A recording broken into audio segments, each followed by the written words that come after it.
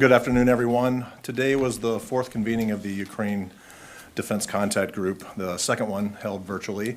We'll start with some opening remarks by the Secretary of Defense, Lloyd J, and by the Chairman of the Joint Chiefs of Staff, General Mark Milley. Following their remarks, we'll open the floor up to some questions. And with that, Mr. Secretary. Thanks. Well, good afternoon, everyone. It's good to be here with you.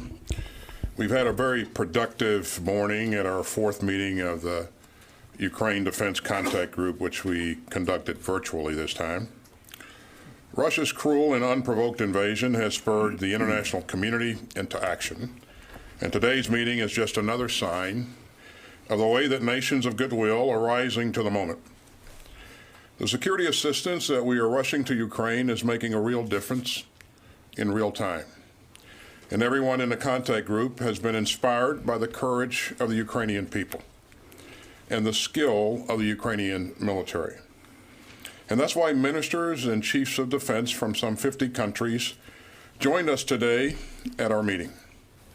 Now, throughout its reckless war of choice, Russia has tried and failed to break the morale of the Ukrainian armed forces as they defend their home. Ukraine's leadership also stands unbowed and unflinching.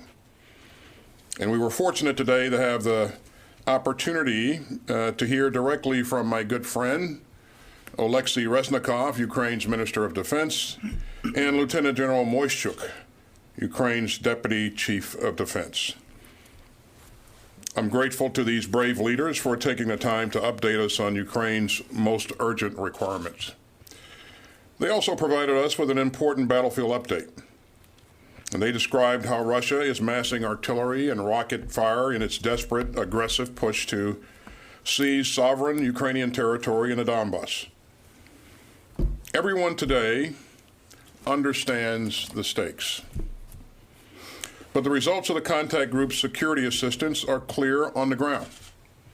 Ukrainian forces are now using long-range rocket systems to great effect, including HIMARS, provided by the United States, and other systems from our allies and partners.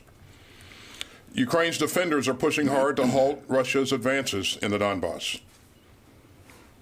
The international community has also worked hard to provide Ukraine with better coastal defense capabilities, and that directly contributed to Ukraine's victory on Snake Island, and it has helped prevent a Russian landing in Odessa. But Russia is keeping up its relentless shelling, and that's a cruel tactic that harkens back to the horrors of World War I. So Ukraine needs the firepower and the ammunition to withstand this barrage and to strike back at the Russian weapons launching these attacks from inside Ukraine's own territory. And so we understand the urgency, and we're pushing hard to maintain and intensify the momentum of donations. And that includes many new announcements made this morning. We're seeing countries from all around the world continue to step up with critically needed systems and ammunition.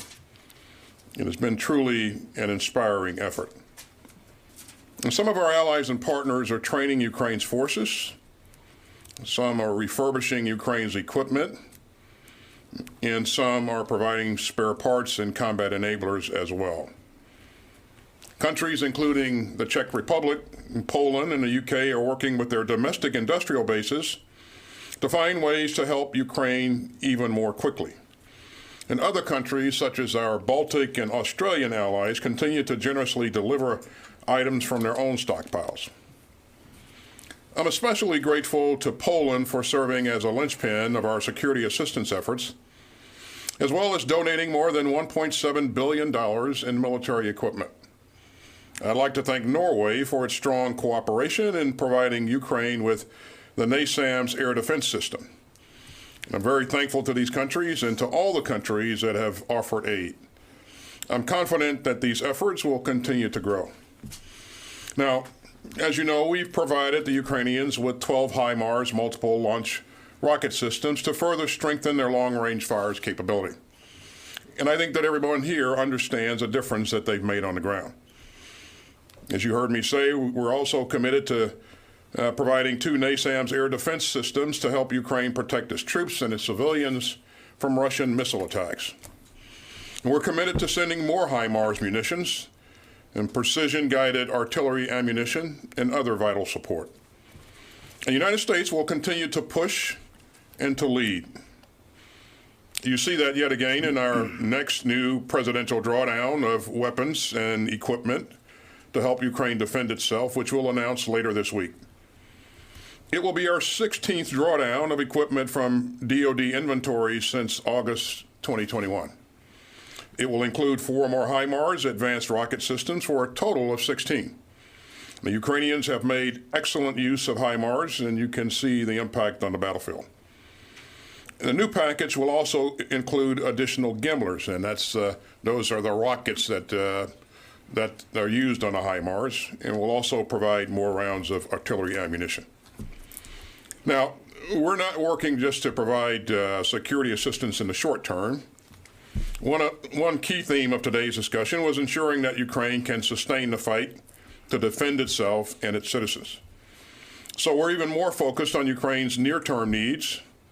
As we're even more focused on Ukraine's near-term needs, we're also looking ahead to provide Ukraine with the capabilities that it'll need for deterrence and self-defense over the longer term. You know, the resolve and the resilience of the Ukrainian people have inspired the world. And as President Biden has said, the United States is leading the way, and we won't let up. We're going to keep moving at the speed of war. We're going to make clear that might does not make right. We're going to stand strong with our fellow contact group members, and we're going to support Ukraine's self-defense for the long haul. And we're going to defend the rules-based international order that protects us all. So thank you very much, and I'll now turn it over to General Milley. Good afternoon, everyone, and thank you, Secretary Austin, for your comments and also for your continued leadership. This contact group would not be happening without you.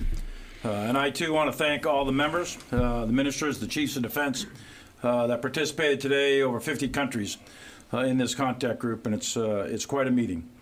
Additionally, I'd like to thank General Moisuk. He's the Ukrainian Deputy Chief of Defense. He represented my friend, my partner, my colleague, the Ukrainian counterpart, who I talk to frequently, General Zaluzny. And I just had a lengthy conversation with him just the other day, and I talk to him several times a week. Today is 5 months since Russia launched its illegal invasion. While the Russians have achieved some incremental tactical success in the Donbass over the last several weeks and actually months, they have failed to achieve their strategic and operational objectives. A capable and defiant people of Ukraine, their capital still stands, their army still fights, and their people are more determined now than ever to preserve their democracy. The Russian failure is because of the inspiring, the bravery, the resolve, the courage, the resistance of the Ukrainian people. But it's also because of nations coming together, the international community coming together under U.S. leadership to form this present-day arsenal of democracy. Freedom-loving countries around the globe have a stake in preserving the rules-based international order. Collectively, we cannot allow the strong to conquer the weak, nor tolerate the idea that might makes right. The unprovoked Russian aggression has profound consequences, not only in Ukraine, but across Europe, and indeed across the globe. So the President of the United States has directed that we stand by Ukraine in their hour of need. So we will continue to supply the Ukrainians with the weapons they need to defend their homeland and resist Russian aggression. When I addressed this group last month, we were in the midst of shipping HIMARS into Ukraine and training the Ukrainians on that weapon system. Today, the Ukrainians are effectively employing these HIMARS with strikes against Russian command and control nodes, their logistical networks, their field artillery and air defense sites, and many other targets. These strikes are steadily degrading the Russian ability to supply their troops, command and control their forces, and carry out their illegal war of aggression. The fact that the Ukrainians were able to quickly deploy these systems speaks highly of their ability, their ingenuity, their artillery ability, their gunner capability, their determination, and their will to fight. As of today, we have transferred 12 HIMARS to Ukraine. This is part of more than 20 that the United States and our allies have committed. Trained also are 200 Ukrainians on the HIMARS, and that training continues with many more. And we've transferred, as the Secretary indicated, hundreds of Gimler munitions. When the President signs the authorization to provide weapons or ammunition to Ukrainians, these items begin moving within days. The average is about 48 to 72 hours before the initial shipments. And they are in Ukrainian hands just a week or so later on the front line. Secretary Austin and I remain in regular contact with our Ukrainian counterparts. And everything we recommended to the President is based on these conversations and our professional analysis here and in combination with U.S. EUCOM. And that is to support the requirements of the current and future fight. This phase, the current phase of the war, continues to be a battle of attrition, executed through sustainment and really long-range fires. In the near term, the Russians will likely continue using heavy artillery bombardments to achieve their limited gains in the east. However, these tactical gains have come at an incredible cost in terms of Russian casualties and destroyed equipment. The contact group that met today intends to continue supplying the Ukrainians to defend their country, impose costs, and compel the Russians to cease their unprovoked war of aggression. Today is day 147 since the Russian invasion. Illegal and unprovoked. Large scale, the strong against the weak. And this fight will likely continue to be a protracted conflict. And so our discussion as a contact group focused on assisting the Ukrainians to sustain the long fight. How can we best arm and train them so they can continue to defend their country and exhaust the Russian military machine? In the coming weeks and months, this group will continue to stand alongside our Ukrainian partners and defend the international rules-based order, which is in everyone's interest. Thank you, and I welcome your questions. Lita Baldor, Associated Press. Thank you. Mr. Secretary, can you talk to us a little bit more about this logistics and sustainment effort? What is the U.S. specifically doing? Are adding more trainers? Are you doing anything specifically to help Ukraine with this sustainment and logistical issue? And how long do you think the allies and partners will continue to support this effort? And Chairman Milley, can you give us your military assessment of what is going on in the Donbass right now? Can you give us a picture of how much, if any, gains Ukraine may be making or not making? Is the Donbass lost at this point to Russia? Thanks, Lita. Well, first of all, sustainment is a key part of any military operation, and when you're in combat, it's really, really important. So it's not good enough just to provide a piece of equipment. We need to have that piece of gear plus spare parts plus tools to repair it, at the operational level, down at the forward edge of the battlefield. Then the second level of maintenance needs to be available as well. And then that depot level of maintenance where you have to replace a tube or do something of that nature, that's major maintenance, those pieces need to be in place as well. So as we discussed with our partners and allies today on what Ukraine's needs are going forward, these are the kinds of things that we talked about. We know that because there are a number of different types of pieces of equipment that are in the inventory now, that it's important that the Ukrainians be trained on how to maintain that equipment. So what we're doing is conducting training in a number of locations on how to maintain equipment. We're also trying to increase our visibility of what the status of different pieces of equipment are, so we can anticipate what logistical needs we'll see in the near term. But I think the sustainment piece is really, really important. Coincidentally, The Ukrainians think it's important. And I have to applaud them. They are very resourceful. Their ability to very quickly learn how to operate and maintain a piece of equipment is really impressive. So we've seen them exercise initiative, on the battlefield. We've also seen them learn very, very quickly as we have brought troops out of country and into neighboring countries to train them on things like HIMARS and our trucks and other things.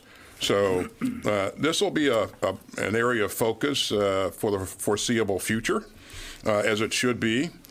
In terms of how long, our allies and partners will remain committed,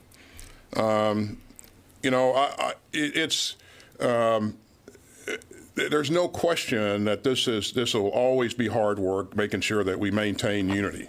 I will tell you what I heard today, though, in the meeting was, commitment across the board and a focus on, continuing to do what's necessary to ensure that Ukraine had what it needs. I mean, that was really impressive, and these were spontaneous comments, and so across the board from minister to minister, that was really, really encouraging and refreshing to hear, but not really surprising. But we know, Lita, that this is going to be work that we're going to have to maintain focus on going forward. So, Leader, the invasion begins 24 February, and then about mid-April, 16 April, in fact, the Russians decide they're going to go ahead and shift their war aims and come out of the Kiev lines of advance and mass their forces down in the vicinity of the Donbass. So for the last 90 days, the Russians have massed their ground maneuver forces in that region. And the Ukrainians have fought a very effective mobile defense in depth, an area defense in depth, anchored on various strong points in urban and village areas. And they have fought the Russians very effectively. So for 90 days, the Russian advances have amounted to maybe 6 to 10 miles, something in that range. It's not very much. It's very intense, a lot of violence, tens of thousands of artillery rounds every 24-hour period, lots of casualties on both sides, lots of destruction of villages and so on. But in terms of actual ground gained, very, very little by the Russians relative to all of Ukraine. As you know, the Ukrainians conducted a controlled, deliberate, planned withdrawal from Severodonetsk, conducted a rearward passage of lines, and conducted a rear river crossing. And they set up a new line, generally to the west of Severodonetsk, and they are continuing significant resistance. In addition to that, in the Russian-occupied areas, you have significant resistance behind Russian lines, so to speak. So the Russians are challenged not only to their front with the Ukrainian conventional forces, but they're also challenged in their rear areas. Their rear areas are not secure for sure, and the Ukrainians have a very effective resistance network set up. So the bottom line is the cost is very high. The gains are very low. There is a grinding war of attrition that is occurring in the Luhansk, Donbass region, Luhansk, Donetsk, the two oblasts of Donbass. And to answer your question about is the Donbass lost? No, it's not lost yet. The Ukrainians are making the Russians pay for every inch of territory that they gain. And advances are measured in literally hundreds of meters. Some days you might get a kilometer or two out of the Russians, but not much more than that. So high cost, battle of attrition, grinding, not lost yet in the Donbass, and the Ukrainians intend to continue the fight. Louis Martinez, ABC News. Mr. Secretary, Russian Foreign Minister Sergei Lavrov earlier today said that the special military operation, as they called it, in Ukraine is no longer limited to just the Donbass, but will include other territories in Ukraine. Specifically, he cited the HIMARS. I mean, you've both been talking about the HIMARS today, but he talked about how the HIMARS have kind of led to this in a way because they could lead to attacks inside of Russian territory. What's your reaction to that, please? And General, When we talk about the near-term needs, when we talk about HIMARS, the Ukrainians and other experts have talked about the need for dozens more HIMARS systems. Can the U.S. actually provide that without it impacting your active duty component? And in terms of long-term, as you've been talking about today, what does that mean for potentially training of pilots here in the United States down in the long run? Thank you. Thanks, Louis. I'm sure that Ukrainian leadership will be pleased to hear Lavrov's confirmation of the effectiveness of not only that system, but how they're using that system. As you know, Russians are currently in Kherson and Zaporizhzhia. So the Russian forces, they're there now. So you have to wonder who he's talking to. That's not a surprise to any of us or anybody in Europe or anybody around the globe. I think he's talking to the people in Russia who have been ill-informed throughout. You've heard us mention this before in terms of what Putin's objectives are. You know, he has stated a number of times that, you know, this is a limited operation focused on the Donbass. His actions have proven otherwise. And we have known, or suspected, not suspected, but known, our allies and partners have known that he has greater ambitions. And Lavrov just confirmed that today. So, again, no surprise to anybody that's been a part of this or even watching this remotely, maybe a surprise to the Russian people who Putin has been lying to the entire time. So let me frame it for you. This is still a large-scale battle of fires on both sides, although the Ukrainians are using very effective defensive maneuver, as I mentioned earlier. In terms of fires, HIMARS provides you long-range rocket fire with great precision. In addition to the 777-155 and the other countries are providing M109, 155. So that gets you into the 40-kilometer range. And then you get your 105s, and then you come back to your mortars. So you've got an echelonment of fires from deep to the close fight. And the Ukrainians have, as I think I mentioned this before, Ukrainians have excellent artillery soldiers, excellent gunners, as the British would call them, and they're being very, very effective. To date, the HIMARS that we have provided them, and we're not the only country, by the way. Other countries are providing long-range fires as well. Britain, for example, and some others are donating long-range rocket artillery. To date, those systems have not been eliminated by the Russians, and I knock on wood every time I say something like that. And they're being very effective at using them, employing precision weapons against the target. The issue is not so much the system, the actual launcher. The issue will become ammunition. And the consumption rates and the amount of the amount of ammunition that's fired out of the HIMARS. We are looking at all of that very, very carefully on a day-to-day basis. We advise the Secretary where we think the levels of risk are to our own force in terms of our readiness and our capability and our equipping. We think we're okay right now. And as we project forward into the next month or two or three, we think we're going to be okay. And we also are tied in very, very closely through the DepSecDef with the industrial base and the production management techniques that we have to continue to produce those weapon systems. So it's not so much the launcher, but it's the ammunition. And the flight training? I'm sorry? Potential flight training in the United States. Oh, on the flight training, yeah. So we, as you know, we look at all kinds of options to present to the Secretary and the President, and there's been no decisions on any of that, but we do examine a wide variety of options to include pilot training. Barb Starr, CNN. Secretary Austin, could I ask you your assessment of, now that Putin has been to Tehran, do you assess that Iran is going to get more involved, that he is going to get Iranian drones, as has there been some evidence of, and how do you assess Iran's involvement in all of this? In the question on flight training, do you have a view on this long-term support, whether it would be an appropriate idea for the U.S. to help train a Ukrainian tactical air force, if you will? And General Milley, on the question of this Russian war of attrition, if you will, Do you see that, what's your assessment? Do you see that continuing just forever, or do you still have fundamental concerns that Russia could stage some kind of breakout or sudden escalation and just throw everything at Ukraine, even back towards Kyiv at some point, back towards the rest of the country? Are they just going to grind away, or do you think they still have deeper, further intentions towards Ukraine? Thank you both. So, Barb, on the issue of, and thanks for the question, but on the issue of the Iranian support to Russia, we would advise Iran to not do that. We think it's a really bad idea, and I'll leave that at that.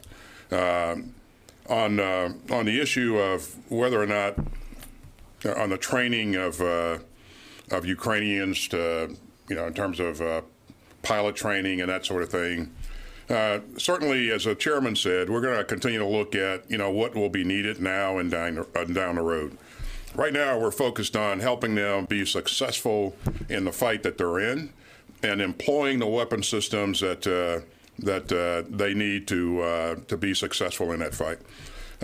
As we provide them more capable weapon systems, more sophisticated weapon systems, it'll be important to use those systems properly, and it'll be important to integrate systems to create the effects on the battlefield that present opportunities for the Ukrainians. And that will begin to change the dynamics in some cases on the battlefield. So you've seen them use the HIMARS to take out command and control nodes, ammunition supply points, and a number of other things. And that affects the tempo of the fight and potentially creates some opportunities here. So there's a lot more to be done. The HIMARS alone will not change win or lose a fight, but it's the integration of a number of capabilities that we have provided and are looking at providing down the road, but most importantly, our allies are providing as well. So we're looking at a lot of things, everything, but in terms of predicting where we're going to be with pilot training in months or years, I won't venture to do that at this point. I will say that the Ukrainians do have, their Air Force does have a capability as we speak, and they're using some of that capability on a daily basis. So, Barbara, as far as Russian intentions, obviously we have lots of analysts that look at that on a day-to-day basis, and I'm not going to comment on what I think their future intentions are here at the podium, except to say that their past behavior has been an illegal, aggressive war inside Ukraine, and unless stopped, that aggression, unless stopped, typically continues. So, but specific aims and objectives that the Russians may have, I'll remain silent on that. In terms of what you asked about, could it go in directions of, I think, escalation, those kind of terms that you were referring to. We look at it as most likely, most dangerous courses of action that an opponent an enemy may take. And so we think of those. In terms of most dangerous, of course, there's, it doesn't take me at a podium to talk about what they might be. You can figure that out on your own. But there's possibilities in various domain, geography, weapon systems, et cetera. There's always the possibility of that. I can tell you that we look very, very closely at that every single day. We're in a constant monitoring mode on any forms of escalation by Russia that could have significant impact on the United States, NATO, or Ukraine, or anything else. We're constantly advising the Secretary to that. In terms of most likely, though, at this point, and this is always subject to debate, but at this point, we have a very serious grinding war of attrition going on in the Donbass, and unless there's a breakthrough on either side, which right now the analysts don't think is particularly likely in the near term, but unless there's a breakthrough, it'll probably continue as a grinding war of attrition for a period of time until both sides see an alternative way out of this, perhaps through negotiation or something like that. But right now, in terms of most likely, most dangerous, that's kind of the way we're looking at it.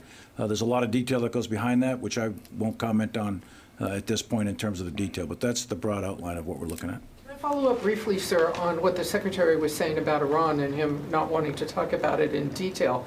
Is there any reason that Iran should be worried that the United States doesn't think it's a good idea for them to get involved? You know, why would they care? Wouldn't they just do what they want? Well, you know, those are policy questions, Barbara, and so I'm not going to go beyond that at the microphone. I don't think that would be wise to do that. I don't think it's a good idea that Iran is providing UAVs or other weapon systems that are being commented on in the media to Russia, and we'll see where all that goes. Let's wrap this up with Tom Bowman from National Public Radio. Mr. Secretary, so you're going to send 16 HIMARS to Ukraine, as you said.